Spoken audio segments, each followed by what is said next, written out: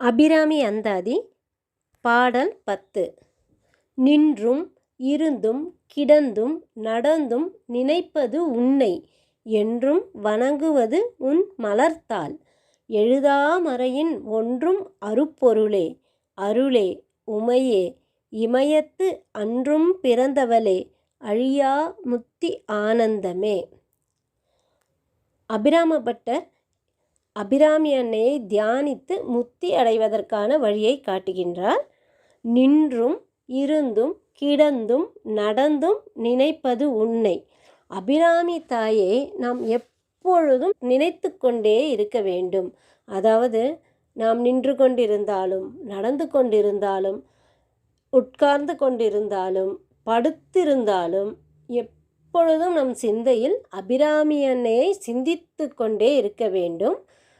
எந்த செயல் செய்து கொண்டிருந்தாலும் அந்த செயல்களையும் தாண்டி நம் சிந்தையில் அபிராமி அன்னையை நாம் வைத்திருக்க வேண்டும்.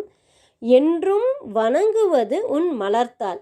எப்பொழுதும் எந்த நொடியிலும் எல்லா இடங்களிலும் நாம் வணங்க வேண்டியது அபிராமி அன்னையின் பாத மலர்களை நாம் வணங்க வேண்டும். அதுதான் என்றும் வணங்குவது உன் மலர்த்தாள். மலர் போன்ற அந்த அடியை அபிராமி அன்னையின் பாதங்களை நாம் வணங்க வேண்டும்.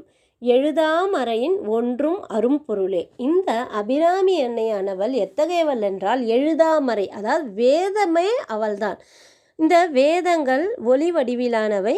அது எழுதி வைக்கப்படுவதல்ல, ஒளி வடிவிலேயே நமக்கு கூறப்படுகின்றது. எழுதாமறையின் ஒன்றும் அரும்பொருளே. இந்த அபிராமி அன்னை நமக்கு கிடைப்பதற்கு அரியவளான இந்த அபிராமி அன்னை. முன்பே ஒரு பாடலில் அபிராமபட்டர் கூறியிருக்கின்றார், அறிந்தேன் எவரும் அறியா மறையை. அதாவது இந்த வேதமாக இருக்கக்கூடிய இந்த அபிராமி அன்னையை யாரும் சொல்வதற்கரிய இந்த வேதங்களாகவே அபிராமி அன்னை இருப்பதால் அந்த அபிராமி அன்னையை நாம் வணங்க வேண்டும். எழுதாமறையின் ஒன்றும் அரும்பொருளே. அந்த வேதங்களுக்கு இணங்க இருப்பவள் நம் அபிராமி அன்னை. அருளே உமையே இமயத்து அன்றும் பிறந்தவளே. இந்த உமையானவள், அதாவது உமா பார்வதியானவள் நமக்கு அருள் புரிபவள். சிவபெருமானுடன் சேர்ந்து நமக்கு அருள் பாலிப்பவள். இமயத்து அன்றும் பிறந்தவளே. இமயவானுக்கு மகளாக பிறந்தவள். நமக்காக இந்த பூமியில் இமயவானுக்கு மகளாக பிறந்து நமக்கு அருள் பாலித்தவள். அழியா முத்தி ஆனந்தமே.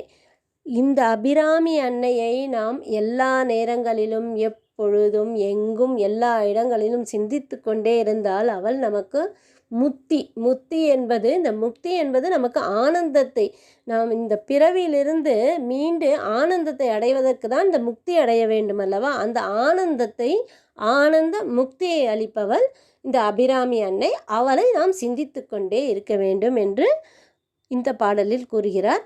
நாமும் அபிராமி அன்னையை தியானித்து அருள் பெறுவோம். மீண்டும் இந்த பாடலை பார்ப்போம். நின்றும் இருந்தும் கிடந்தும் நடந்தும் நினைப்பது உன்னை என்றும் வணங்குவது உன் மலர்த்தாள். எழுதாமறையின் ஒன்றும் அரும்பொருளே அருளே உமையே இமயத்து அன்றும் பிறந்தவளே அழியா முத்தி ஆனந்தமே.